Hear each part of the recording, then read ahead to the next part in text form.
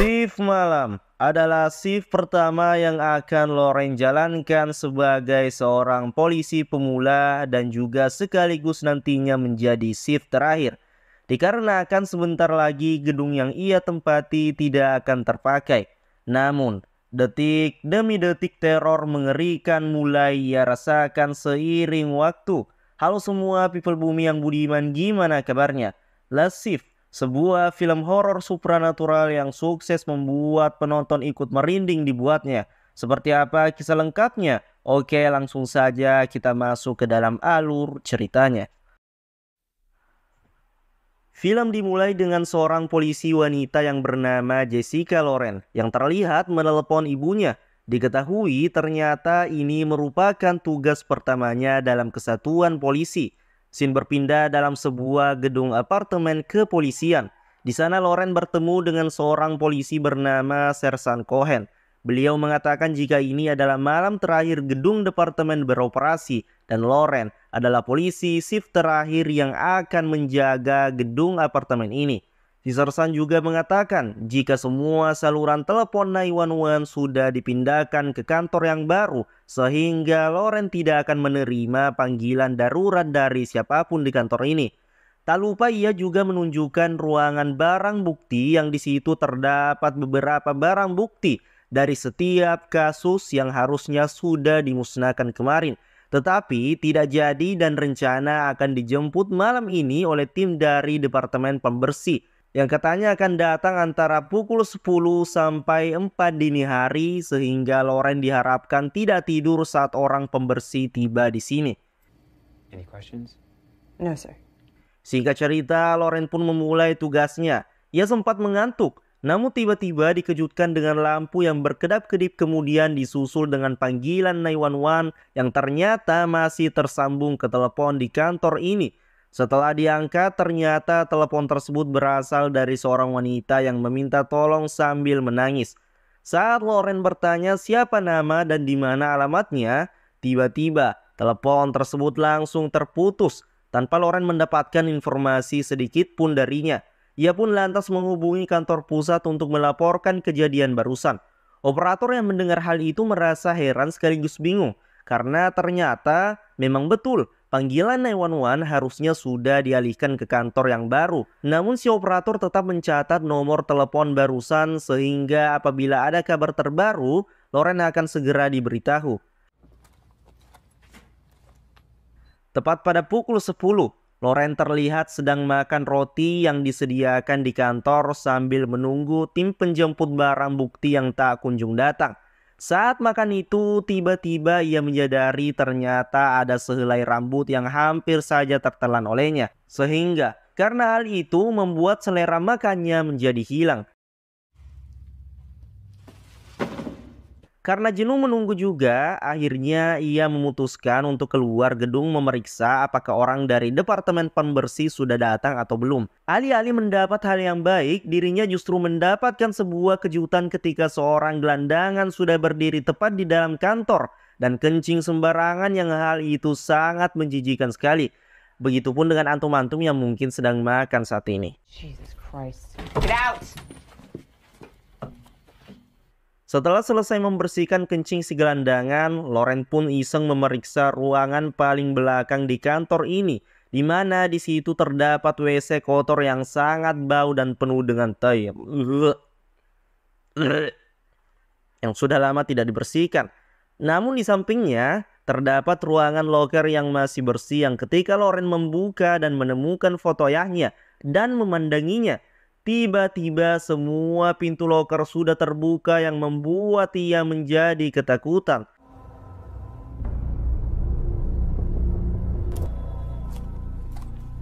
Telepon pun berdering yang ternyata berasal dari gadis yang tadi menelpon. Gadis itu mengaku bernama Monica dan sedang membutuhkan pertolongan, di mana teleponnya lagi-lagi terputus tanpa Loren bisa mendapatkan informasi yang lebih. Tak berlangsung lama, telepon kembali berdering, tapi kali ini ternyata dari pihak Departemen Pembersih yang meminta maaf karena tidak bisa datang tepat waktu karena dirinya masih ada urusan di luar sehingga Loren diharapkan untuk merasa jenuh. Loren kembali membaca buku sambil bersantai. Yang tak diduga terjadi sebuah fenomena mistis ketika pintu lemari di belakang tiba-tiba bergerak sendiri. Dan ketika Loren mencoba untuk tidak menghiraukannya, tiba-tiba saat itulah Loren mendengar suara dari ruangan lain yang ketika diperiksa terdapat beberapa barang yang sudah dalam kondisi berantakan, disusul dengan bunyi alarm disertai mati lampu, pertanda ada penyusup yang masuk ke dalam kantor polisi. Yang ketiga diperiksa, ternyata itu adalah si gelandangan yang berhasil masuk melalui jalan belakang. Sir, you can't be in here. This is a police station.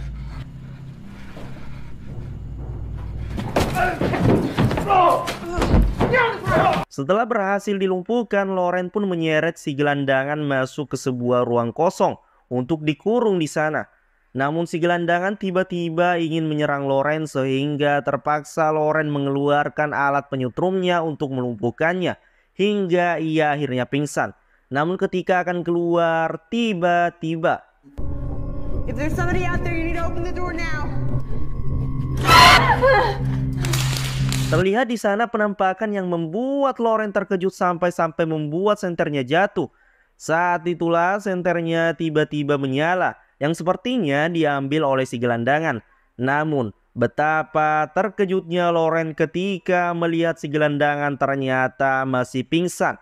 Yang berarti ada seseorang yang lain di dalam ruangan tersebut. Dan tiba-tiba Who's in here?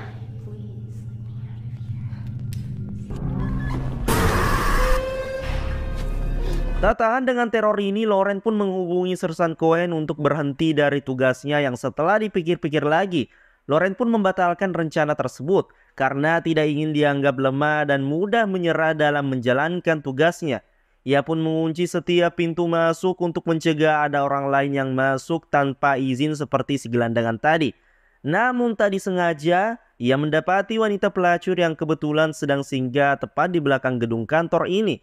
Di sana terjadilah sedikit perbincangan antara mereka, di mana wanita tersebut bercerita jika dirinya sudah lama nyantai di sana dan kebetulan sedang berada di sana saat kasus terakhir yang terjadi sekaligus menjadi penyebab kantor polisi di sini ditutup dan pindah ke kantor yang baru.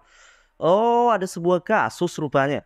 Jadi kasus tersebut melibatkan 3 bersaudara, 1 laki-laki dan 2 perempuan, di mana mereka menyebut diri mereka sebagai keluarga Paimon, yaitu sebuah keluarga pemuja raja neraka iblis yang meyakini jika mereka bisa mendapat kebahagiaan dan kesejahteraan melalui serangkaian ritual penumbalan.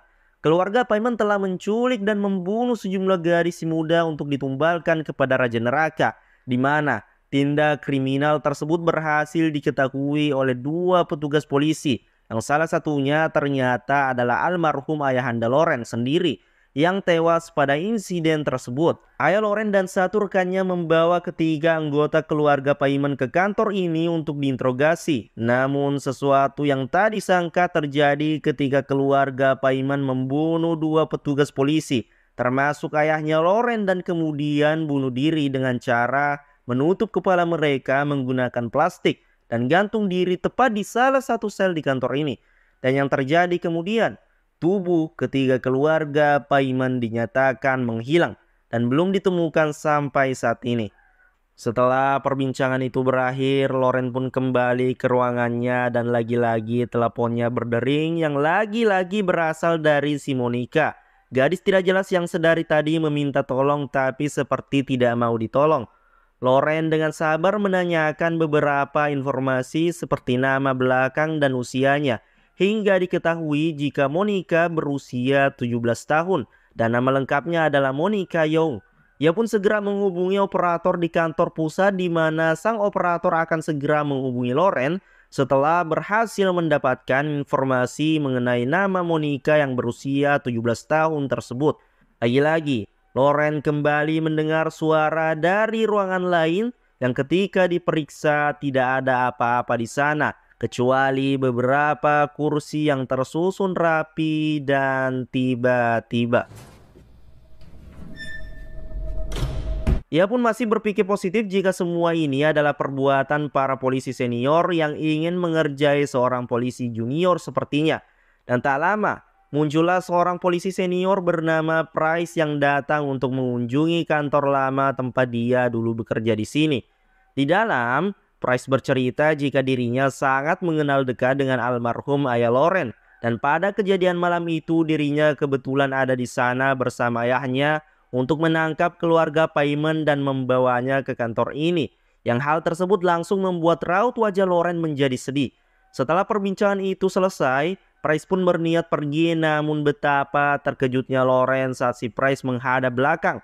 Yang ternyata ia adalah teman ayahnya yang terbunuh pada malam itu. Oh my god. I'll see you around.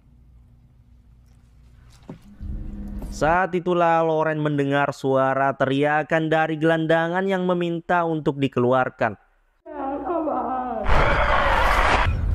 Loren kembali mendapatkan teror yang lebih ekstrim dari sebelumnya, di mana kali ini ia diperlihatkan secara full ritual mereka yang salah satunya adalah ketika keluarga Payman sedang menyanyikan ritual lagu kebangsaan Raja Neraka mereka.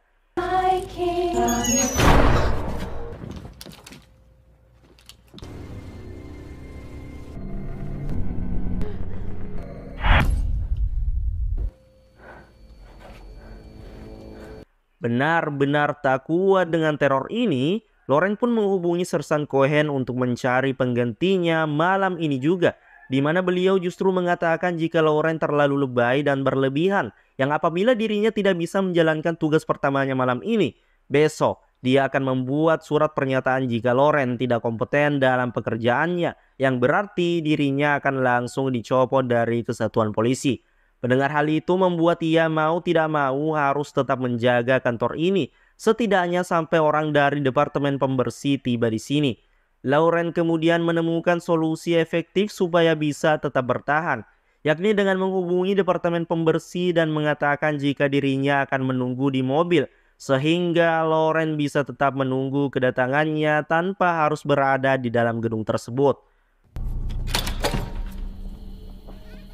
Baru saja keluar dari gedung, telepon sudah berbunyi lagi, sehingga Loren terpaksa harus kembali masuk, yang dimana telepon tersebut berasal dari si operator yang sudah mendapat informasi mengenai nama Monica.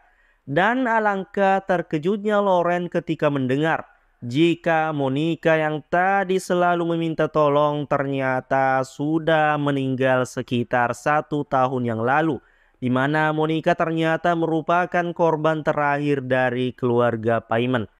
Sehingga hal ini membuat ketakutan Loren menjadi bertambah. Si operator pun akhirnya jujur mengenai alasan kenapa kantor gedung departemen polisi ini ditutup. Semuanya berawal dari beberapa fenomena mistis yang mengganggu para petugas, seperti kedipan lampu, suara-suara aneh, dan serangkaian fenomena mistis lain yang akhirnya kapten dan seluruh anggota di gedung ini memutuskan untuk pindah tempat ke kantor yang baru, dan Loren termasuk polisi pemula yang kurang beruntung karena harus menjadi shift terakhir yang menjaga gedung kantor ini sebelum resmi ditutup. Saat itulah ada foto terjatuh tepat di depan pintu yang ketika dilihat ternyata itu adalah foto ayahnya Loren saat ia ditemukan tewas. Juga ada foto Officer Price yang tadi sempat bertemu langsung, disusul dengan kemunculan beberapa foto korban keluarga Payman yang hal ini ternyata hanyalah genjutsu atau ilusi yang diberikan kepada Loren.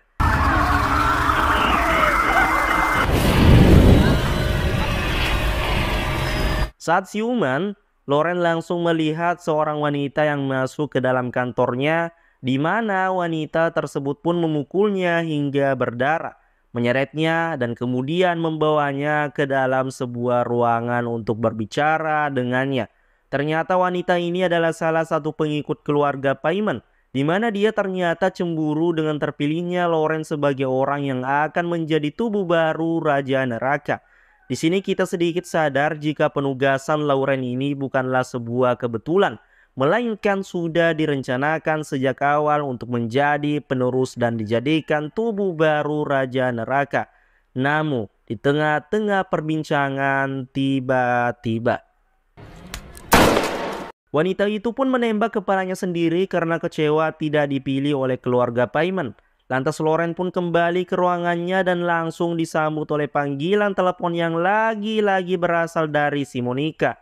Lauren mengira jika itu hanyalah orang iseng yang sedang mengerjainya, sehingga dia langsung memaki orang tersebut dan mengancam akan mencarinya.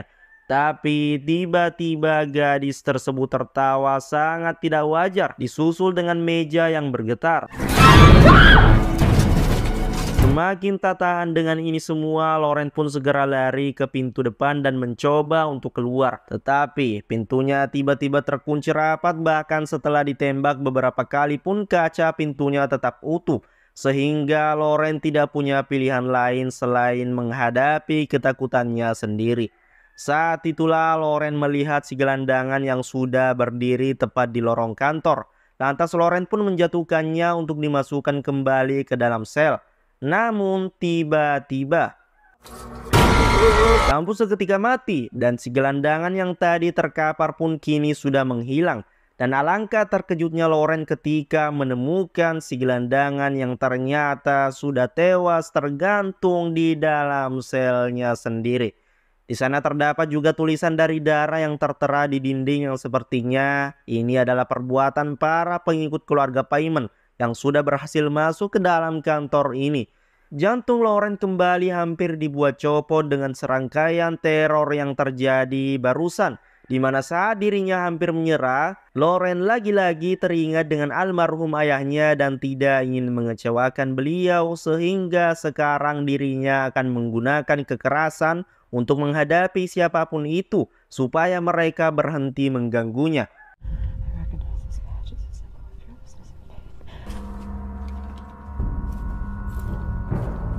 Saat itulah Lauren mendengar suara langkah kaki yang masuk dari pintu depan, di mana saat didatangi ternyata itu adalah sekelompok pria yang nampaknya para pengikut keluarga Paimon. Dengan pistol di tangan Lauren, ia pun terlibat baku tembak yang berkat latihannya selama ini. Lauren berhasil membunuh mereka semua.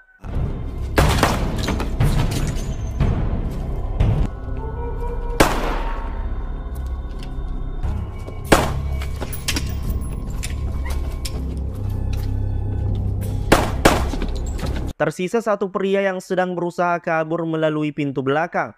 Dan ketika Lauren sudah menembaknya, tiba-tiba dia ditembak dari belakang yang ternyata dilakukan oleh Sersan Cohen. Waduh, di detik-detik terakhirnya Lauren pun diperlihatkan kenyataan yang sesungguhnya. Bahkan orang-orang yang sedari tadi dia bunuh ternyata adalah tim pembersih yang datang sesuai jadwal, yang karena penglihatannya sudah dimanipulasi, Lauren tidak mampu melihat realita yang sesungguhnya dan menganggap jika mereka semua adalah para pengikut keluarga Paimon. Sersan Cohen pun segera memanggil bantuan ke pusat dengan mengatakan jika ada petugas yang sedang terluka. Dan tak lama muncullah 3 orang bersaudara yang merupakan keluarga Paimon yang selama ini dinyatakan menghilang. Dan faktanya adalah ternyata Sersan Cohen adalah pengikut keluarga Paimon. Dan memang mereka sudah merencanakan hal ini dari awal. Mereka pun langsung membungkus Lauren dan film pun berakhir. Aduh. Sumpah nih film benar-benar bikin tegang anjir. Jadi sepertinya sebagian besar kejadian yang si Lauren alami itu mungkin saja sebagian besarnya adalah genjutsu atau ilusinasi yang tentu saja hal itu dilakukan oleh keluarga Paimon. Dan tibalah puncaknya saat ia dengan sadis membantai para tim pembersih yang ia sangka sebagai pengikut keluarga Paimon. Jadi pesan dalam film ini adalah sebelum melakukan segala sesuatu, baca bismillah terlebih dahulu, terutama bagi yang muslim. Atau setidaknya sebelum keluar rumah, baca ayat kursi dulu agar kalian dijaga oleh 70.000 malaikat yang siap melindungi kamu dari berbagai ancaman apapun. Oke lah, itu dia filmnya. Saya admin Tanpan pamit undur diri ya, dan terima kasih. Ngok.